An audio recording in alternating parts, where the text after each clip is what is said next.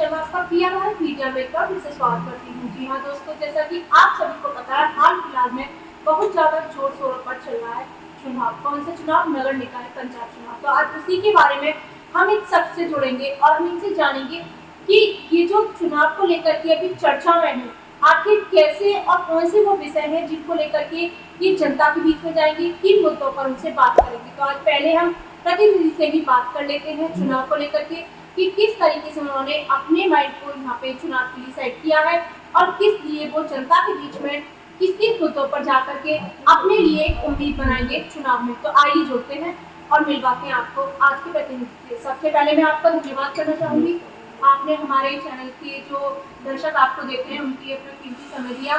और अंकित कुमार जी, जो आप देख रहे हैं अच्छे समाज सेवी भी हैं, तो उनसे बात करते हैं।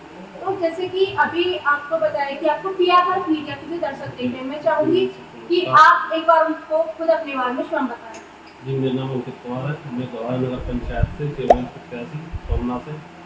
मैं यहाँ पे सबसे पहले जो यहाँ पहले इलेक्ट्रिक बसें चलती थी वो यहाँ पे बंद हो चुकी हैं।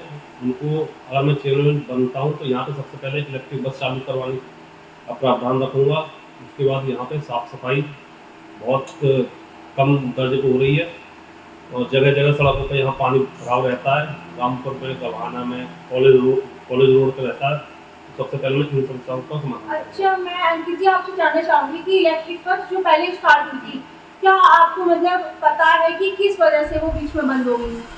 वो सरकार ने इसलिए बंद करवा दी क्योंकि वो लोग कह रहे थे कि यहाँ से इलेक्ट्रिक बसों को कोई फायदा नहीं पहुँचा, जबकि यहाँ से पर डे अलीगढ़ के लिए बहुत से लोग जाते हैं जो नौकरी पर जाते हैं या स्कूली बच्चे हैं, उनको जाने के लिए चालू करवानी है। इसलिए बंद करवा दी सरकार ने, क्योंकि वो ये कह रहे थे कि यहाँ से सरकार खर्चा नहीं उठा पा रही बसों का। अच्छा, जैसे आपने बताया, आप अभी चुनाव की बात कर रहे हैं, आपसे आप चुनाव लड़ेंगे, तो आप जैसे जीतते हैं, जैसे जनता के बीच में दरखास्त करके आते हैं जीत को, तो आपने बोला कि आप इलेक्ट्रिक बस पे काम करेंगे।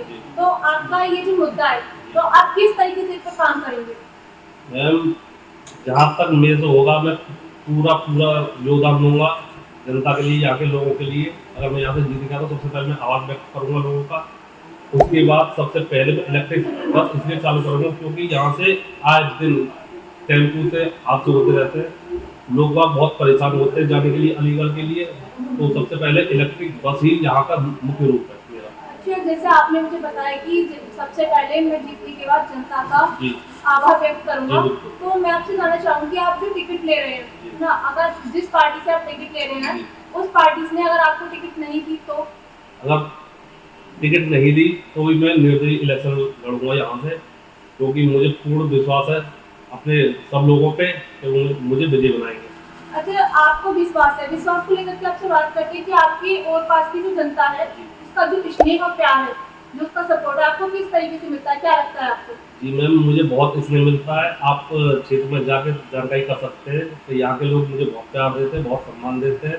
बस उन्हीं के लिए मैं ये कदम उठा रहा हूँ इलेक्शन लड़ने के लिए। आपके यहाँ पे जो शिक्षा की व्यवस्था है, जो बच्चों के भविष्य के लिए शिक्षा की व्यवस्था है, उसके बारे में आप कौन सा कदम उठाएंगे आप जब चुनाव को जीत जाएंगे? मैम, सबसे पहले तो गांव में एक सब स्कूलों में सर्वे कराई जाएगी, कौन से स्कूल में किस सुविधा की कमी है, सबसे पहले वो पूर्ण करवाई जाएगी। और सबसे मेन चीज यहाँ पे एक इंजीनियरिंग कॉलेज लाने की व्यवस्था करवाने की बहुत हार्दिक इच्छा है। और यहाँ पे ऐसे कौन कौन से मुद्दे हैं जिनको लेकर के आप जनता के बीच में जाना चाहते हैं? मैम, सबसे पहले तो गांव यहाँ पे कोई शौचालय की सुविधा नहीं है। यहाँ पे सबसे पहले तो रोड पे बहुत सी महिलाएं हैं, बच्चे हैं, बड़े हुए हैं, जाते हैं, तो सबसे पहले तो हर रोड पे एक शौचालय की व्यवस्था करवानी है। और जो उनकी कमियां हैं, लाइट, बिजली, पानी की, सड़क की, साफ सफाई की, वो सारी सुविधाएं वो करानी है। सार्वजनिक शौचालय को लेकर के जैसे आपने बताया कि यहाँ पे कोई सार्वजनिक शौचालय नहीं है, तो अभी जैसे उससे पहले भी जैसे आप समाज सेवी हैं, तो आपसे जानना चाहूंगी, आपने कभी ये प्रयास नहीं किया? मैं पहले ही प्रयास किए थे, पहले बने भी थे, ऐसा नहीं है पहले नहीं बने, पहले बने भी थे, पर उनकी केयर करने वाला कोई नहीं, तो इसलिए वो आज की डेट में सब बंद पड़े हुए, सब बेकार हो गए। अंकित जी, आपसे जानना चाहूंगी, जिस तरीके से मैं जानती हूँ और मैंने सुना है कि आप समाज सेवी हैं, तो ऐसी कौन सी सेवा करते हैं आप समाज की, 2 साल सेवा, जो दर्शक आपको देख रहे हैं उनको भी बताएं। मैम, मैं बस इतना ही कहूँगा कि मैं लोगों के बीच में रहा हूँ। मैं कोई बड़ा आदमी नहीं हूँ, मैं सबका बच्चा ही हूँ अभी। और सबसे मेन चीज़ ये है कि जब यहाँ हम घूमते हैं तो लोगों की बहुत सारी समस्या होती है कि जैसे मेरे ये काम नहीं हुआ, वो काम नहीं हुआ, तो लोगों के बीच में जाके पता लगता है कि हम लोग घर बैठ के ना जब भी कुछ उनके लिए काम कर सकें। तो इस उद्देश्य से मैं इलेक्शन के लिए खड़ा हुआ। अच्छा, तो मतलब आपका जैसे मानना है कि आपको जनता का प्यार और सपोर्ट मिल रहा है और उसी तरीके से आपको वो विजयी बनाएंगे। तो आपने बताया कि आप किस तरीके से किन किन मुद्दों पे काम करेंगे। तो उम्मीद जो होती है जैसे आपकी जनता से, जनता की जो आपसे उम्मीद है, आप उनकी उम्मीदों पर खरे उतरेंगे? जी मैम, बिल्कुल खरा उतरूँगा मैं उनकी उम्मीदों, क्योंकि वो सब लोग मेरे पे यकीन करके मुझे वोट देंगे, तो मेरा भी दायित्व बनता है कि मैं उनका सम्मान रखूँ हर एक चीज़ में। तो अभी आप मतलब चुनाव के लिए जब मैदान में उतर के आए हैं, तो आपका मतलब ऐसा कौन सा मेन मोटिव रहा कि अचानक से आपने चुनाव के लिए मैदान में उतरने का फैसला जो खुद कर लिया? मैम, ऐसा कुछ नहीं था, बस ये था कि यहाँ बहुत पार्टियाँ आई, बहुत गई, आती जाती रहती हैं पार्टियाँ, और जो मेन मध्यम वर्ग के लोग हैं उनके लिए यहाँ पे कुछ भी नहीं हुआ। सबसे मेन चीज़ है यहाँ पे पानी की समस्या, जो हर एक गली में आपको मिल जाएगी। ऐसी बहुत सी सड़कें हैं जो आज तक बनी भी नहीं है। लोगों ने बहुत सारे प्रयास भी किए हैं उन्होंने, और आज तक वो सड़कें नहीं बनी। बस इसी उद्देश्य से मैं जनता के बीच में रह के उनका कार्य करना चाहता हूँ। तो अभी आपके यहाँ पे जो माहौल बना हुआ है, चुनावी माहौल कैसा बना हुआ है?